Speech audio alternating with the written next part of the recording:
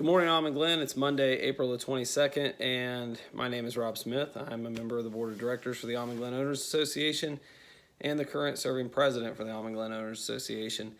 I'm going to try to start off Monday with all kinds of good information. So let's talk about landscaping.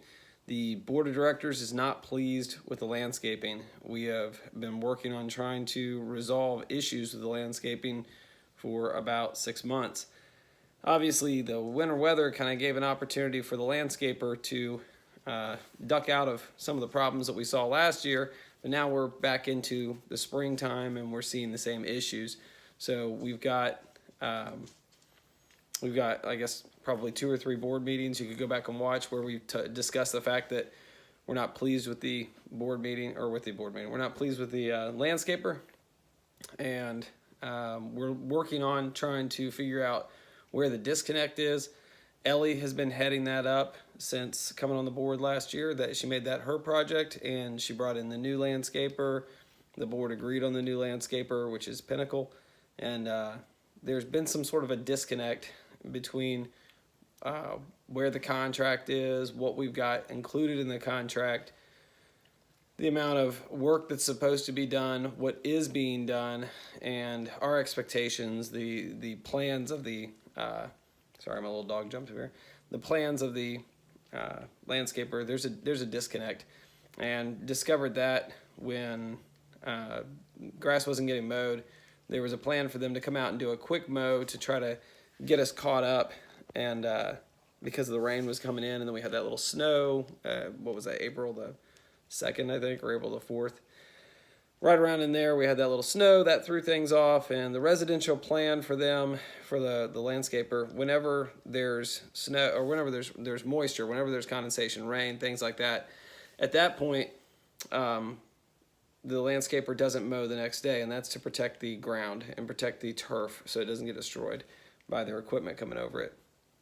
However, there are other ways to get that cutting done, and we're going to discuss with them, why do you not do this? And mainly that's going around with, 4 or 5 guys hit a patch of grass with weed trimmers or weed whackers, whatever you call them, and they go back and forth, and they get the work done. So we're kind of curious as to, okay, do you guys do this? Do you not do this? Why would you not do this? And if they don't do it and we can't get things kind of on par, we're giving them about 30 days to kind of get things to a certain point. Now, I've personally talked with the owner of the company, whose name is Jason, and Jason and I had a discussion last week. That's when you saw the crew come in very quickly. I think I posted a screenshot of the text message he had sent me where he said, hey, guys, I'm getting 5 guys out there to do some work. And they knocked that out so that we go into the weekend with the grass trimmed. So that's kind of where we are with that. We're not pleased with the landscaping. I think we've made that clear. Anybody who's been paying attention knows we're not pleased with the landscaping. I've said it before about other vendors like the Carolina Disposal when they became such a pain in the butt. We pay good money and we pay on time for these services, and we do expect that these services will be handled and taken care of the way we anticipate they will. So somewhere expectations got mixed up, but it is what it is. We'll get it fixed, and we'll just keep pounding along with it. I think the idea that anybody thinks we're going to put something in motion and then just walk away and it'll all run perfectly is kind of silly. It's not going to work out that way. You have to constantly, unfortunately, especially with anybody who works with contractors, we've got several people in the community who work in construction. We've got people in the community who work in various professions where they deal with contractors all the time, and you give a job to a contractor and then you have to go back and spot check them every once in a while. So it is what it is, unfortunately. The pool. So the pool should open, everything going on path and everything, on May the 4th. And I'm going to write all this up and put it out in a written form. What'll happen now is everybody's just going to say, hey, the pool opens on May 4th, and nobody's going to pay attention anymore to it. But keep getting a lot of questions about when's the pool going to open. It will open, everything going correctly, on May the 4th. Once it opens, in the past we've set it up thanks to some hard work by Janine Bell when she was on the committee that was handling that, or basically when she was the committee handling that. Janine Bell was able to kind of rework the contract in a way where once the pool opens, we just keep it open. It just seems easier. There's no attendant initially though, and that's mostly because nobody's going to use the pool anyways for the most part. It's still going to probably be cold. We're still going to, the water's still going to be very, very tepid at best. But I'm sure some people, it'll be nice and sunny. They'll wander up there with their children, or they'll want to go just sit by the pool, and that's fine. But they will come clean the pool daily. They'll come check the pool for the chemicals, that kind of thing. And then from there, they'll start up. I want to say it's right after school ends is when we start having the attendants there.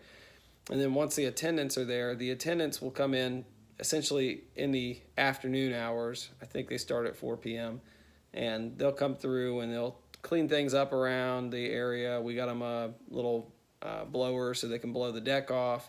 They'll make sure the pool is clean. They'll clean the tiles around the pool on the inside there. They'll clean the bathrooms, that kind of thing. But initially, and the idea behind it is we only have so much money for the pool budget. So we've stretched it out to try to give these earlier and earlier openings. I think, what is it, Labor Day to Memorial Day, or Memorial Day to Labor Day? I get myself turned around. That's kind of the typical pool season, but we've had so many requests over the years for, can we open the pool a day earlier? Can we open the pool a day earlier? Can we open the pool a week earlier? Can we open the pool a month earlier? Can the pool just stay open 24/7, 365 days a year? A legitimate request from somebody one time. Why doesn't the pool just always stay open? We have to be able to pay for the chemicals, and we have to be able to pay for all the equipment and the cleanings, and then we have to stretch that budget to cover the attendants who are coming in.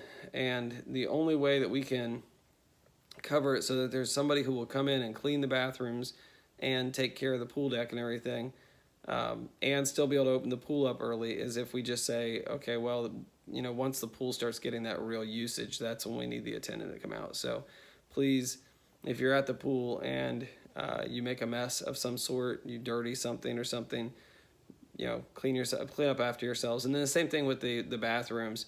Do your best to clean up after yourself. If there's some sort of disaster that happens and you discover it, or you can let us know about it, please give us a heads up and we can try to get somebody to take care of that. Plumbing issues, things like that, obviously. So the pool should open on May 4th. It'll be open from 8 a.m.